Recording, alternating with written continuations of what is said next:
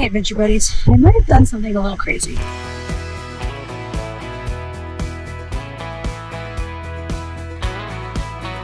Dreams do come true. So last night, I was up till like 2 a.m.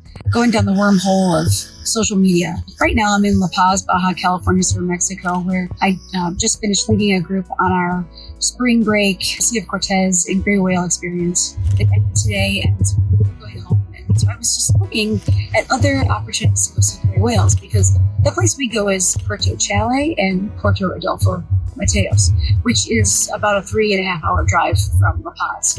And it's also some of the more popular lagoons because people can drive there. But there are more remote places, and one of them is San Ignacio Lagoon.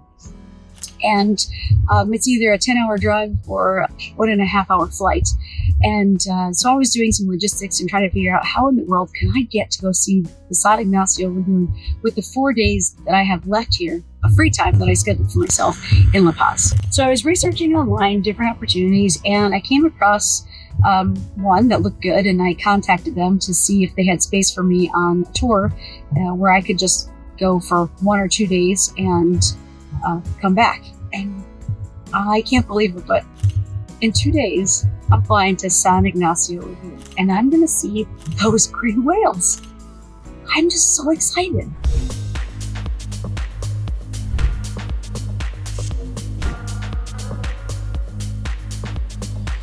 I made it, finally, to the camp. Here it is behind me. Okay, first of all, this is a very remote camp. We had to fly here for an hour to 40-minute flight from San Jose del Cabo. Then we had to take maybe a 40-minute boat ride across the lagoon, get out on the beach, and it is like, my first impressions are, holy cow, this is so beautiful. It's equivalent to staying in safari tents in Africa. These are the standard tents, and then over here are luxury tents. All of them have their own bathrooms and showers inside, and all of them have electricity. All of them have heaters. All of them have decks with chairs. This is Jesus, aka Rana. Yep, like the frog. He's our guide and local expert. Rana has been taking tourists to meet whales since he was a teenager. He's also a surfing instructor, scuba guide, and kayak guide. And he's the son of the fisherman who was the pioneer of whale tourism. When I learned that Rana's dad was one of the first men to start leading tours into Lagoon, I was excited because years ago I'd watched a documentary about the history of gray whale tourism and how it came to be. The story went that a fisherman was out fishing one day in a panga much like this one, and a gray whale came and lifted its head out of the water and rested itself on the side of the boat. The man noticed that the whale was just as curious of him as he was of it, so he touched it. Gray whales were once slaughtered for their oil in lagoons like this one. The calves were easy targets, and mothers earned the name devilfish for the way they destroyed whale boats to defend their young. In the documentary, Rana's father says, "It's like the whales have forgiven us." San Ignacio Lagoon is just one of 3 protected lagoons on the Baja Peninsula in Mexico. Each year, gray whales make one of the largest animal migrations on Earth, traveling over 12,000 miles between their feeding grounds in Alaska to Baja, where they mate and give birth in the shallow waters. They arrive in early December and depart as late as mid-April. Gray whales have earned the reputation for coming up to boats for pets and even kisses. You may be wondering, is there a strategy for attracting whales to your boat? Rana's advice? Flirt a little. The whales come up to the boats on their own terms. You can see here, this whale is just inches away from the eager hands of tourists. She's completely aware of what she's doing. This whale spent about 15 minutes moving from one side of the boat to the other, and so did we.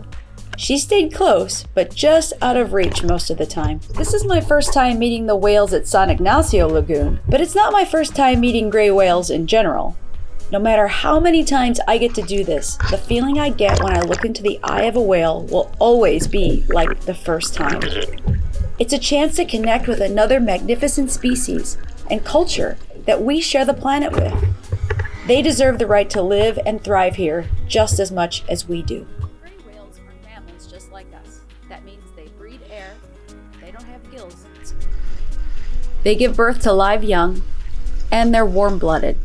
And what keeps them warm is that blubber that's surrounding their body. What does a whale feel like? Well, it depends on where you touch. Their skin is a combination of soft and firm, and also rough and hard. Whales get covered in barnacles and sea lice. They lose a lot of their northern cold water parasites when they come to warmer waters. The white spots are scars left by the formerly attached barnacles.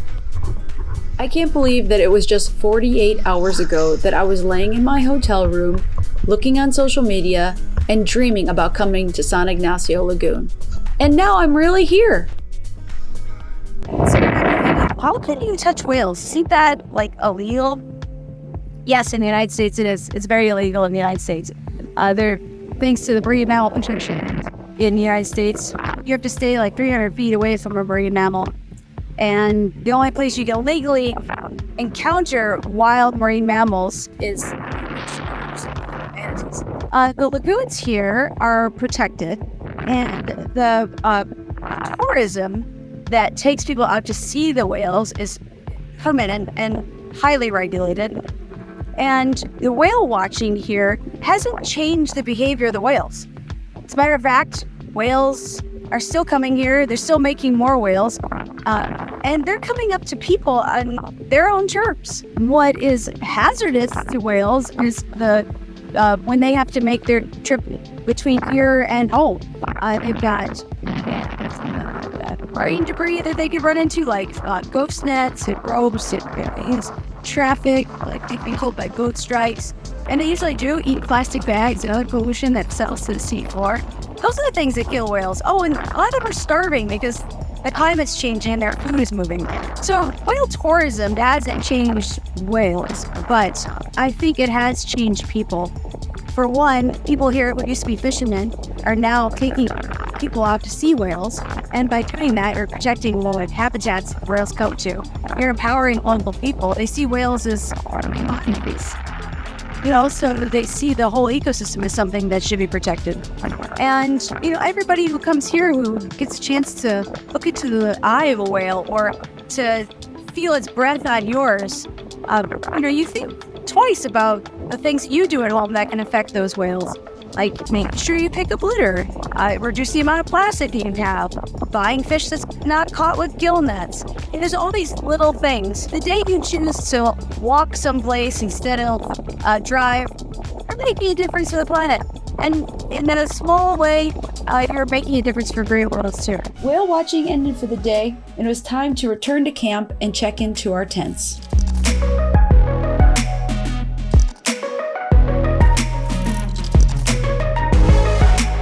Good morning, Adventure Buddies. I spent the night in an amazing tent on the beach, and this is my bed. This is my room. I'm in a tent on the beach, and I'm going to show you what it looks like outside right now.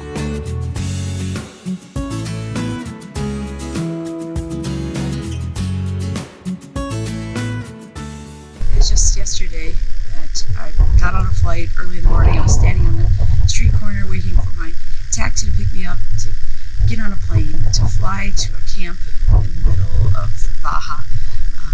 And now here I am waking up to the sunrise in my safari tent. I was sad to leave the beautiful camp and super friendly staff. We had one last chance to look for whales on our way to the airstrip.